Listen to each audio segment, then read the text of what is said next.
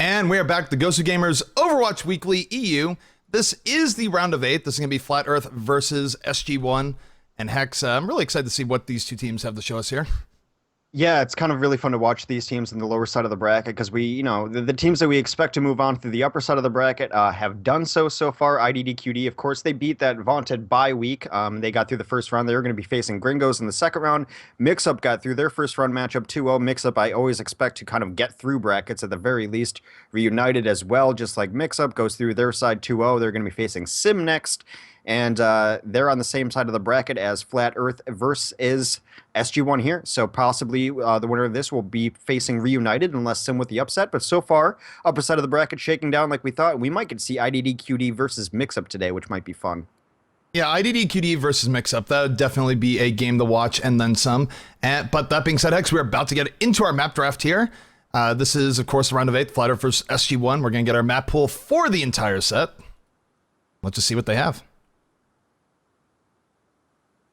So, waiting on both teams ready up, and my curious here is that will we see any Ilios today? I know it's incredibly unlikely, but man, could the dream be real? If I recall, I think one of the best matches we saw between these two teams was on Hollywood. I would imagine that we get to see a Hollywood today. If not between these two teams, then definitely when IDDQD plays. But Flat Earth, I think they're not going to ban out King of the Hill. I don't know if they're going to try to force it to King of the Hill, but they've shown that they can be really strong in that game mode. Yep. Absolutely. So, waiting now, 880 seconds left of the draft. Just waiting on Flat Earth to really ready up. So, yeah, I mean, it's interesting to see what they add to the game. They've been adding a lot of King of the Hill maps. I'm curious to see if we'll get any more payload maps before the release. But, you know, we'll just have to see.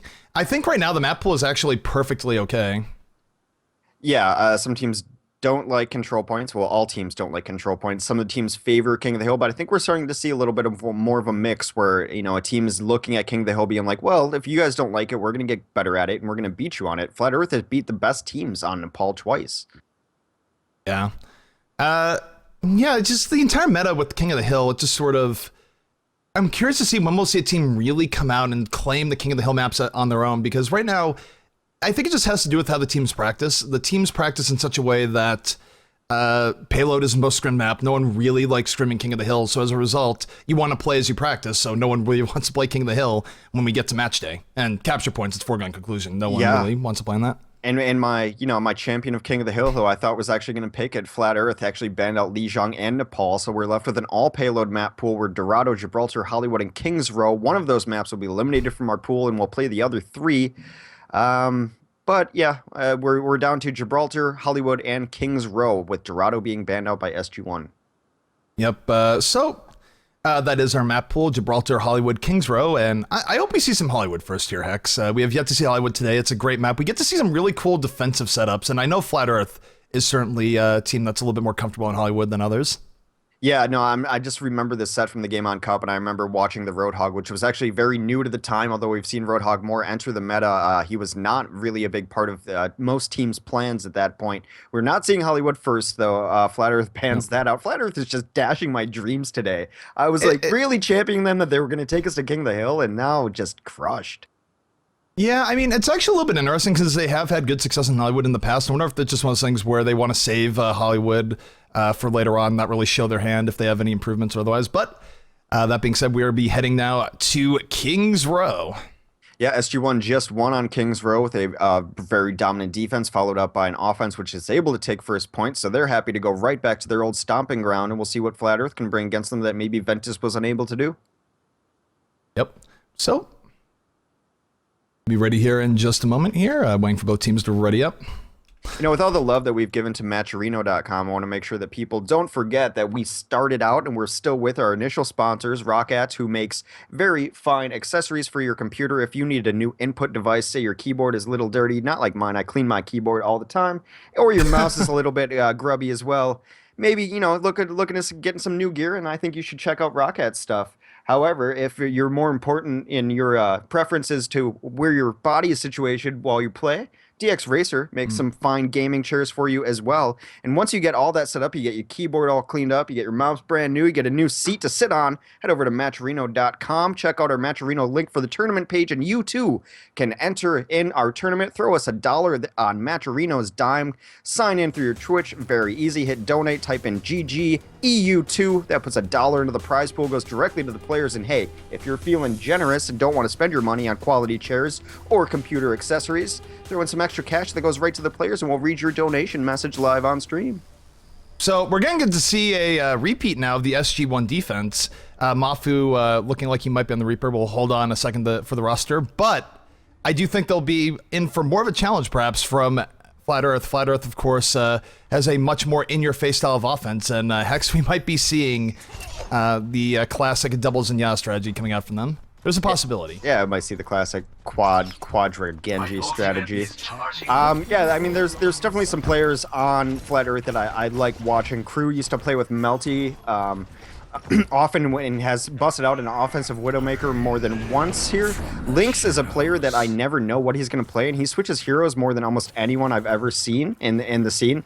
Generally trying to get Widowmaker picks. If that doesn't work, he's not hesitant to switch off into something else very quickly. If you like someone who plays a variety of heroes, Lynx is the guy for you. But it does look like they're setting up for the double orb composition here. So looking at the defense here, we got Mafu on the Reaper, Zappis on the Symmetra, Pumpu on McCree, Hawks on the Zenyatta, Kinnel on Reinhardt, and Himsy on Roadhog.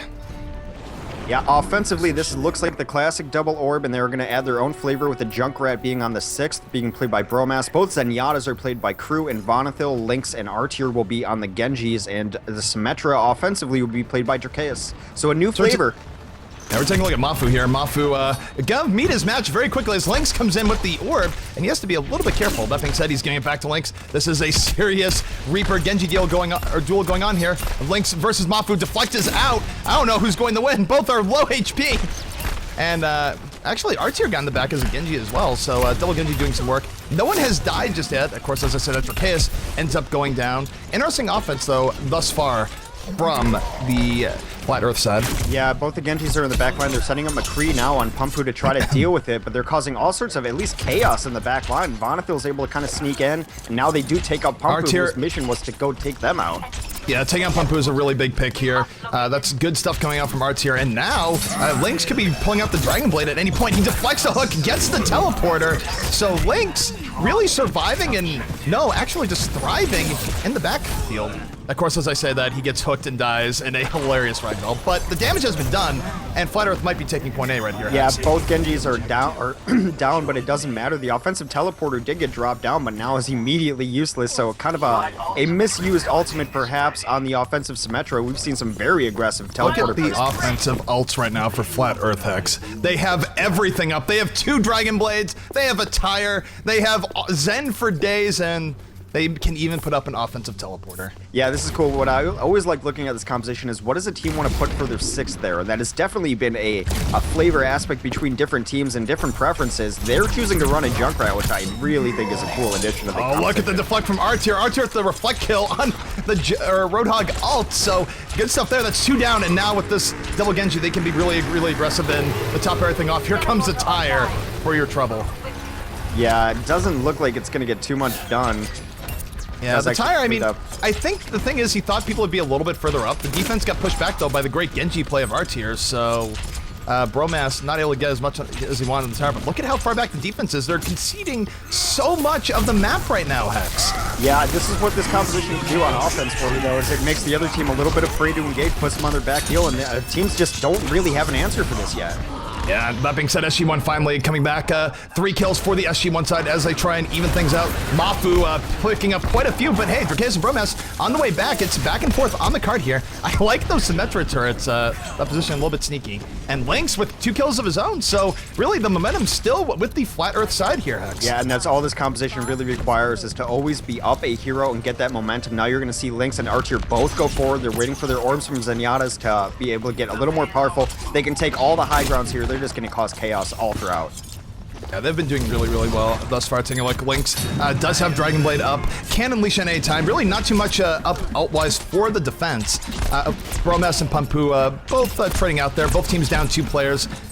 Down 3 players now, so it's getting a little bloody as we speak. Lynx able to take out Mafu, and the momentum is still a little bit in the offense's favor here as both Genjis are up, and the payload is moving, Hex. Yeah, both Genjis up. One of the orbs is down though, and they did lose their Symmetra in the push layer, but those are pieces that you're comfortable losing. It doesn't really matter as long as you're still getting picks on the offensive end. It's really good stuff coming out for the offense right now. Taking a look at things here, both Genjis are still alive. I gotta think R-Tier is gonna have his Dragon Blade up soon. He's at 73%. Nice deflect comes out from Lynx, and defensive sound barrier is out. SG-1 wants to stop this push in its tracks right now, but here comes the Dragon Blade. Lynx slices down Sapis from after the kill on Kindle, and they are turning this around even with the sound barrier. And here comes Flat Earth. They want to finish this map right here and right now. Yeah, I really love the addition of the Junkrat to this kind of composition here. You're always looking for a hero that can break stalemates and get that momentum back on your side. The ultimate allows you to take down at least one target and really get things going again. We saw it there to take out a single tank target. Really impressive time coming up from this double orb composition. Yeah, Flat Earth really making it happen. They even got different colors on both Genjis rather than running like double carbon fiber or something like that. It makes them easier to pick out, but Crew is going to get the play of the game on his Zenyatta here. Yeah, good stuff coming out from Crew. Oftentimes the Zens aren't giving quite enough credit, but really, they're in the back. They're not only keeping your ninjas alive, but they're also throwing out Discord orbs and honestly doing a lot of damage themselves. So big shouts to the Zenyatas out there. You might be a little underappreciated at times. Yeah, they do not get the credit they deserve in this composition, but you really want your Zenyatas to be smart. A dead Zenyatta does absolutely nothing for your team, and if you're getting picked off in the backline, that's brutal. Also, the smart use of Transcendence we've seen be able to break points where maybe the momentum gets stalled out a little bit, and using that Transcendence in a smart way allows that composition to get rolling again. Yep, so a pretty quick time was set by Flat Earth now, and now we get to see just how SG-1 is going to deal with it on the attacking side. I don't know how any team has really been able to deal with this double orb composition, though. You're kind of waiting for the other team to make a mistake, the team that is running the double orb, double Zen. In theory, it's getting to the back line. In theory, it's maybe using a Mei to stall it out, but none of that has really worked. The only defense against this double orb composition we've seen is you run double orb and you do it better. So it's going to be interesting to see as we move on through the day. I don't think it's the last we're going to see of this type of composition and what answers teams have for it. Yeah, absolutely. So, take a look at the defense as it comes out here. It looks like we're going to be seeing Vonathil on Symmetra, Bromas on Junkrat, Dracaeus on the Reinhardt, R-Tier on the McCree, Crew on Lucio, and Lynx. Lynx has been liking his Mei, going all the way back to all of yesterday, of course, but it does seem that Flat Earth is one of the teams that thinks that Mei is going to be pretty useful. So, for those who are just tuning in wondering, hey, is Mei going to be played after the buffs? Here it is, your first taste of Mei from the day coming out from Flat Earth. Yeah, it's absolutely not surprising that it's Lynx too. Lynx has no biases as far as heroes he prefers and heroes he wants to stay on. He plays more heroes than almost everyone. I really like Mei on defense here especially. He can really just shut down angles, and it's already a hard kind of first point to push into just to get through the doors. And I think if we see her in the position here, completely going to deny this left side with the Junkrat Israel. Really cool. Offensively, they're going to try to counter that though with Himsy on Roadhog, Pumpu on McCree, Kennel on Reinhardt, Mafu is going to play Reaper, Zapis on Zenyatta, and Hawks on Lucio. So a very standard lineup, plus a Roadhog in this for SG-1. Yep, SG-1, they are defenders of the Hog, as it were. So the time is starting. Here we go. SG-1 now, not that much time on their offense, so they are going to have to move if they want to win here. But who knows if they'll even get through the point A defense from Flat Earth. Very aggressive defensive stances, though, and that takes out Himsy immediately as he takes 6 turrets on at once, and there goes Kynal as well. Both tanks down immediately. Yeah, and we see really a team effort there. Lots of poke coming in from the McCree, from the Mei, from the Symmetra orbs as well. Adding in a fire strike, and it's a rough start to the game for SG-1. They were able to take over this hotel, though, which had Mei and Junkrat sitting in it trying to get some stuff done. The Reaper's going to come in, Mafu on the back end, and maybe try to deal with this Mei, but he thinks better of it. Yeah, he's just trying to get back safely. Oh, look at that ice wall! It just denied him from getting into the building off the Wraith form, and he's gonna die from that. Bromas with 2 kills on the other side of things. That was great. Good play from the Junkrat and great play from the Mei. Reaper's just like, you know, I'm just gonna get into this building. Gets absolutely shut out by the ice wall of Lynx. Yeah, I think that's part of the kit that we're really going to see come into play when you see top-level players get their hands on Mei. It's just redefining the battlefield at a moment's notice. I mean, cutting off that escape there was beautiful. Yep, so, take a look at Mafu. Mafu now again trying to get some picks on Widowmaker. We've seen him do it before. Will he be able to do it now? Artier, though, with a very quick pick on Himsy. Their offense going to be down a player as they go forward here. Mafu looking for those picks very desperately. Defensive Earthshatter comes down, and it is going to wipe out the entirety of the SG-1 team. That was beautiful setup by the Earthshatter of Drakeus.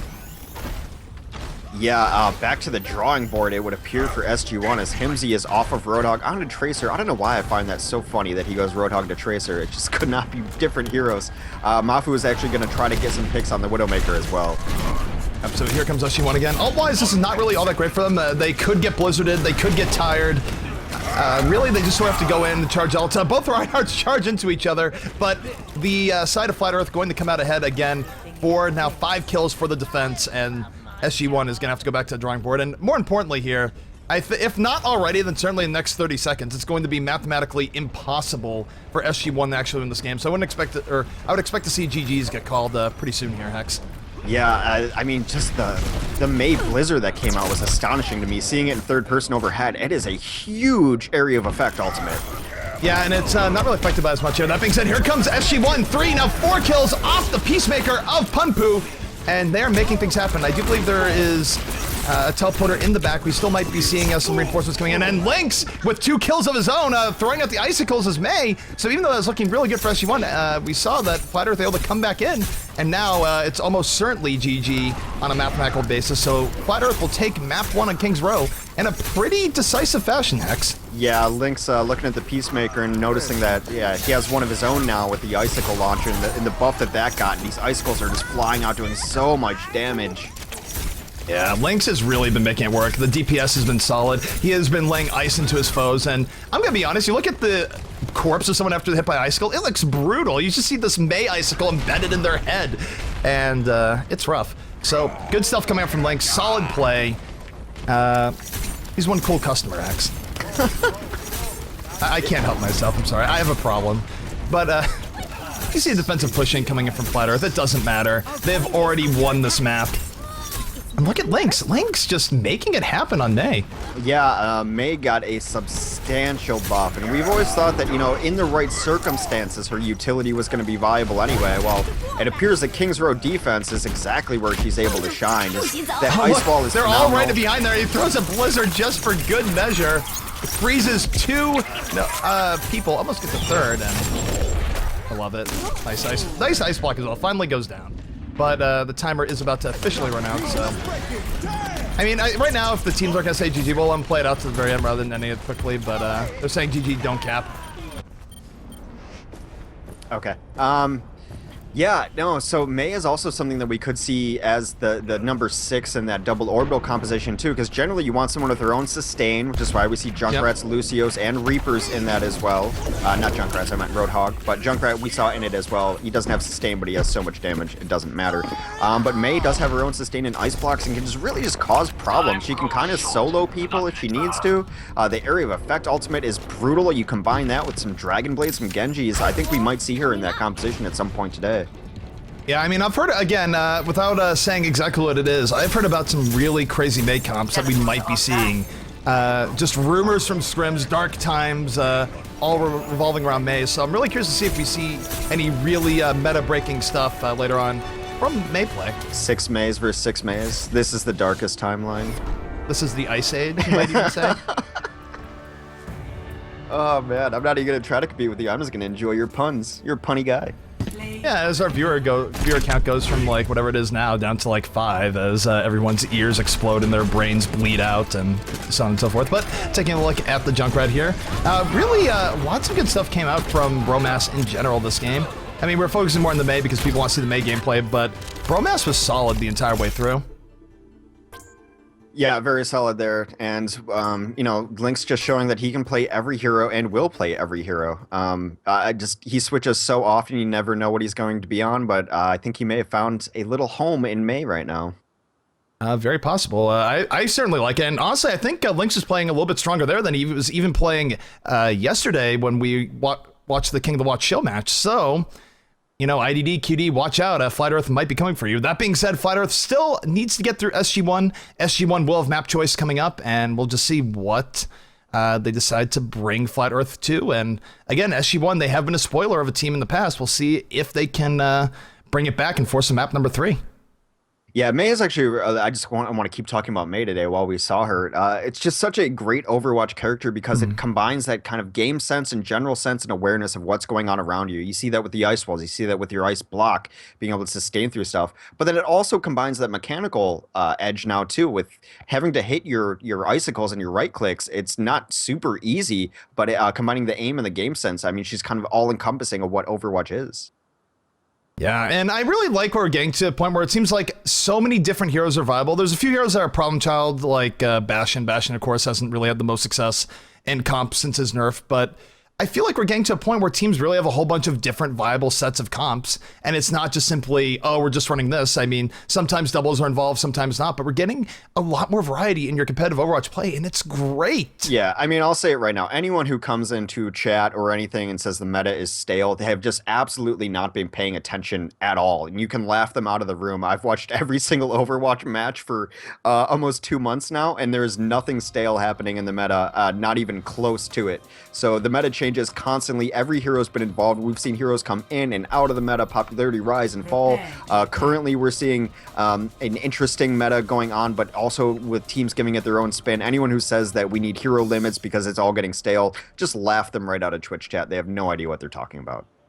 Yeah, I mean, really, it seems like things just change up from week to week, and this week's dominant composition is next week's joke. It really switches up. Of course, a lot of the complaints, of course, came back to, there was a NA Weekly where you saw double Winston, double Lucio, double Reaper, and I was just like, this is broken. You got to fix it. You got to limit it. And then next week, teams who tried that just got absolutely dunked out of the room and then some. So really, a lot of variability. Yeah. That being said, taking a look at the SG-1 defense as it comes out, we got Pumpu on the McCree, Hawks on Zenyatta, Kittle on a second Zenyatta, Himsy on Roadhog, Mafu on McCree, and Zappis on 76. And one thing I'll note real quick is that really, Blizzard has been really, really good about balance changes. So right now, some people are saying Zenyatta's a little bit too strong. Maybe Zenyatta gets nerfed a little bit more, and that'll even force more meta change on its own as well. Yeah, I mean, but before that, Zenyatta was a little bit weak too, and we saw almost no Zenyatas in the phase 1 of beta. That said, we will look at the offense right now, and it looks like they are going to try to run something like a double Zenyatta. It's going to be Vonathil and Crew on Zenyatta. Artier is going to run Genji. They're going to run a Promos on Tracer instead of a second Genji. Lynx on Widow, and Dracaeus will run the offensive Symmetra. Yep, so you're going to see the vaunted offensive Flat Earth versus the very good defense of SG-1. Here we go, and Lynx with an immediate pickoff on the Widow, not wasting any time, takes out Zappis right away, and already a very good start for Flat Earth as we move forward here. Follows it up, taking out one of the support classes, then takes out Pumpu, dies to Tracer too. A very strong start here. Yeah, I mean, as far as, for those who watch Hearthstone, there's ideas like, oh, this is the dream. Well, as far as offense and Overwatch goes, this is the dream right now for Flat Earth as they move forward, because this is exactly what they want, and they're going to get to that first checkpoint with ease. Yeah, and they're running Bromos on Tracer just to kind of deny some of the hooks from Himsy. Himsy was able to hook Bromos once, and she's able to get away. It kind of really denies the utility of the Roadhog. Absolutely. So, Bromas getting in a little bit deep. We see the Tracer play coming out. Is able to take out Zappis, does have Discord Orb, and he is just getting in there. He wants to feast on these Zenyatas. That's something that Tracer is very well known for. He gets one Zenyatta. Will he get the second Zenyatta to complete the set? The other Zenyatta is going to go down to Artier, coming up the back, and McCree just in the corner. Pumpu's just like, please don't kill me, but Pumpu will be taken out as well. And this is an absolutely impressive offensive display coming out from Flat Earth this far. For those who haven't seen it, this is what this composition is capable of. Once it gets rolling, it's really hard to stop because you're always fighting at an advantage. Now that is a good there's way the pulse bomb. begin. The pulse bomb blows up Kindle. Kindle is going to go down, and Bromas really applying the pressure now as Tracer is in the back, takes out the Widow. That's a double kill for Bromas. And the cart is a long ways away, but is getting pushed, and the defense is nowhere near it. Yeah, you know what else isn't a long ways away, though, is this offensive teleporter in big pack room right near the shuttle. It's going to try to reinforce, and they're going to need it as Pumpu takes down Bromas. If they lose the momentum here, it becomes very difficult, but they're going to push in with the Transcendence. Yeah, the Dragon Blade coming from Artier. The offensive Transcendence is out. It's going to heal him up. Lucio in trouble as Genji on the pursuit, but no, he's going to get saved. Mafu with the defensive Widow, finally a bit of a save, but he's going to go down, and the offensive momentum is just not stopping right now, X. Yeah, they used 2 Transcendences there, and I'm not sure that they had to use both, but it doesn't even matter at this point. The offensive teleporter still in big pack room, never got sniffed out, didn't even have a chance to defend against it, getting absolutely rolled. This momentum that this composition Teleporter provides. pad has been refunded. I don't think I've ever seen that message before. I think it might just be because of the checkpoint in the new spawn point. Yeah, when the spawns change, you get your teleporter back. Yeah. Rare message to see, though.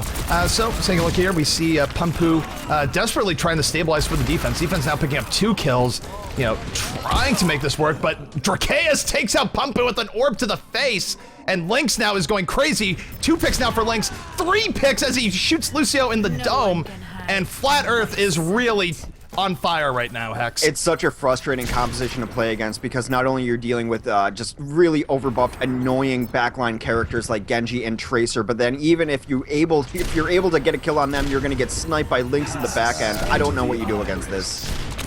This is really strong. Finally, Pumpu takes out Lynx with the Deadeye, but the absolute speed with which Flat Earth is moving here is impressive. And really, I don't think SG-1 has stabilized at all this entire game. And take a look at that. Artier in the back takes out both Zenyatas. Takes out the McCree, has Widow in his sights. Artier absolutely going crazy.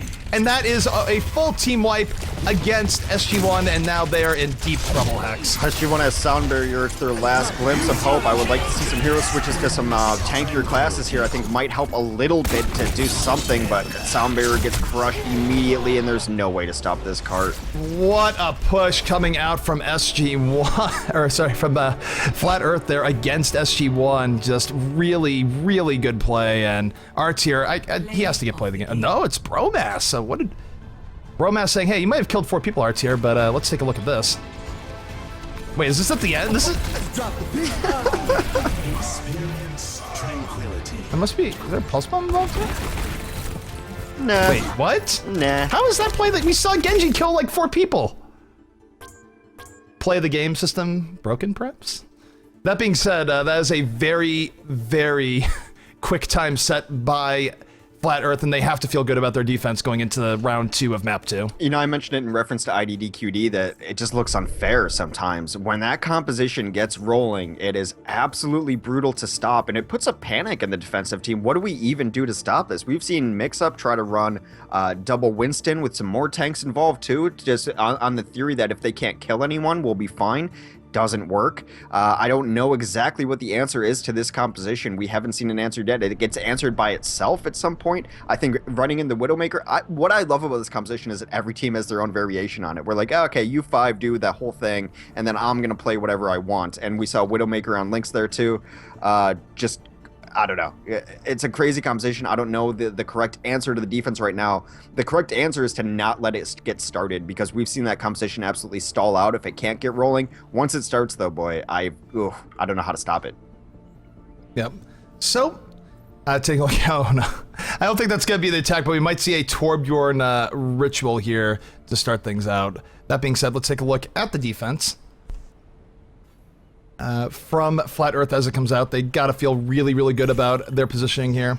We're gonna see Artier on the defensive Widowmaker, so early defensive Widowmaker on Gibraltar, Vonethil on the Symmetra, Bromas on the 76, Lynx on the Genji, Drakeus on the Reinhardt, and Crew gonna be rounding things off on the Zenyatta. Yeah, so a pretty standard-ish defense. I don't know what's really even standard anymore. They're going kind of more damage-based with Genji and 76, and then, of course, adding the Zenyatta and no Lucio for them as well. So it's going to kind of depend on where their hit scan classes in the backlines are able to get and maybe open up some space for Lynx up front there with the orb, because you have to imagine Lynx is going to get orb priority. Yep, so no Mei here, unfortunately. Lynx going to be using the defensive Genji, but he will have Orb on him and Symmetra Shield, so no big surprise there. Well, and now SG-1... SG-1 with their tournament lives on the line, they have to move here, Hex. Lynx will be on defensive Genji for, you know, maybe 10 seconds, and then maybe we'll switch immediately. No idea what the offense is coming out for us. It does look like they're going to roll out with 6 Torbjorns. Oh, okay. Yeah, they're not actually switching off the dwarf army here. I guess they know they're done. And Widowmaker feasting on the dwarves as they come out. Are we watching? I feel like we're watching Lord of the Rings now, or The Hobbit. I don't really know. A massacre happening against the Dwarf Kingdom here. Pretty brutal stuff. I'm not entirely sure if this is an actual strategy they're trying or if they're just having some fun here. I think they're definitely having a little bit of fun. I mean, when can you say we've seen 6 Torbjorns in a weekly? Because now we can point to this match.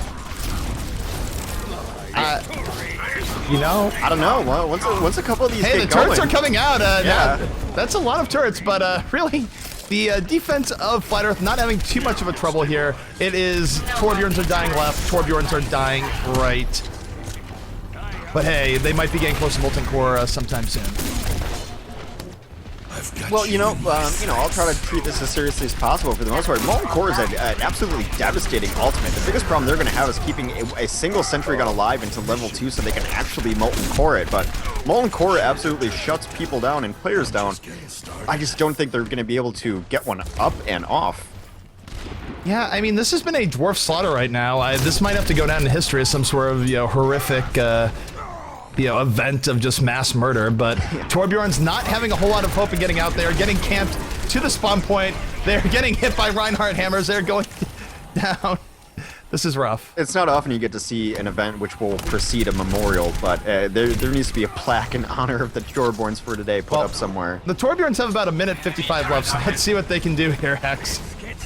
Aardvark pays off. Oh god, the bodies! They're getting flung into the air like rag dolls! I can't bear the watch anymore, Hex. It is, it's something. Oh man. So, wait, so some of the Molten Cores are gonna come online here. Yes. This might be the old rope-a-dope. What if the Torbjorns all activate Molten Core and then they ride the cart all the way to the end? I mean, they're gonna have to get out of their base first, but hey, Kindle just killed Lynx. The dream is on. Yeah, I mean, the problem is Molten Core, I think, only activates on a level 2 turret, turning it into a level 3. It doesn't do much for a 1. It does buff up Torbjorn himself.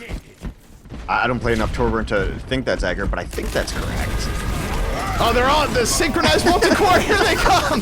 The power is real. They got a kill. They took out Chicane. No, the defense is on their heels here. Widow under a bit of pressure, but 3 dwarves are going to go down. Core being molten or not. They're trying the breakout. It's not working. Their cores are no longer fiery. They are dead and cold as their bodies, as they just get destroyed. And now all the Bjorns got torn. 35 seconds left, Hex, and okay, so what we can say is that the meta's not stale, but as an answer to different compositions, 5 Torbjorns is not ideal. Not 6 Torbjorns. 6 Torbjorns, yeah. You're forgetting the last Torbjorn, and how dare you? Yeah, how dare I? Yeah, actually, someone brought a good point in chat. They said Dwarf Fortress.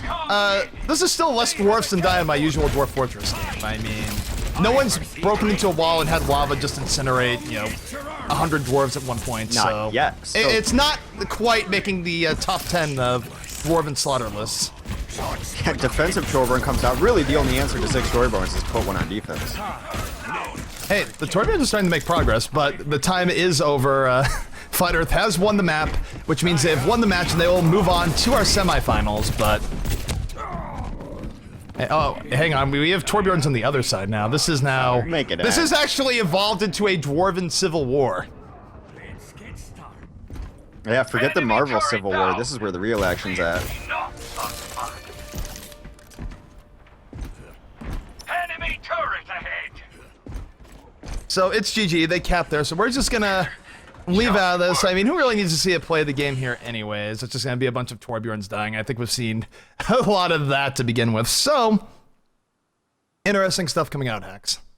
Yeah, I mean, I stopped watching a little bit ago. I'm looking at the bracket. You stopped watching the greatness that... What? I can hear what's happening. It's a lot of aardvark going on. There is so much aardvark going on. Man. So